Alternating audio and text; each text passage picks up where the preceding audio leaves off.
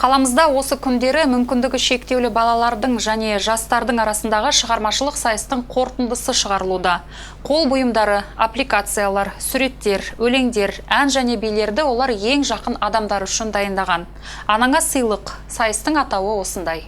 Суреттер, аппликациялар, қолдан жасалған бұйымдар, түрлі материалдардан және сан түрлі техникада орындалған жұмыстар.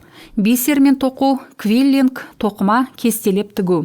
Әділ қазыларға ондаған жұмыстар ұсынылып, декоративті қолданбалы өнердің тұтас бір көрмесіне айналды. Ал сайыстық ән және өлеңдер жазба түрінде тыңдалды. Би композицияларын монитор алдында отырып бағалауға тура келді.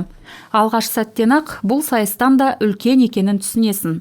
Мүмкіндігі шектеулі әрі айрықша білімділік қажеттілікті адамдар үшін бұл ұсақ моториканы дамытуға, шығармашылық ойлауды ашуға, заттарды өз қолдарымен жасауға және төзімділік дамытуға мүмкіндік. Және мен жасай аламын деуге де. Вот эти работы, которые предоставлены детьми, ұсынылған жұмыстар өте күрделі.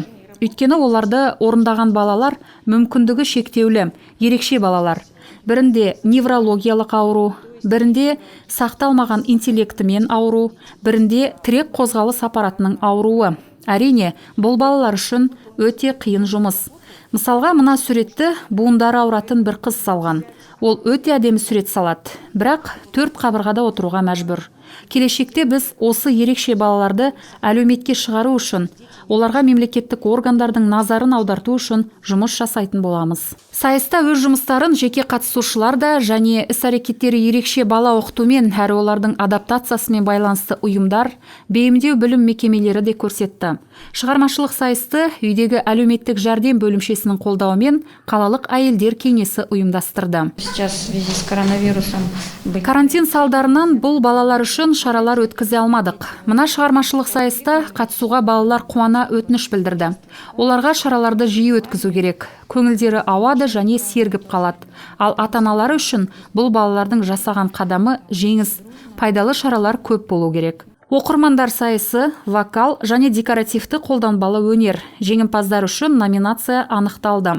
Бұл шығармашылық тартыстың ең ауыр бөлігі дейді қазылар. Өйткені әр жұмыс, әр өнер жай жасалған әдемі бұйым емес, жалаң жатталған өлең емес. Бұл кішкентай әрі мүмкіндігі шектелген, бірақ тілеуі, ұмтылысы, табандылығы және талабы шексіз адамның үлкен еңбегі. Ал бұл ана үшін ең үздік сыйлық.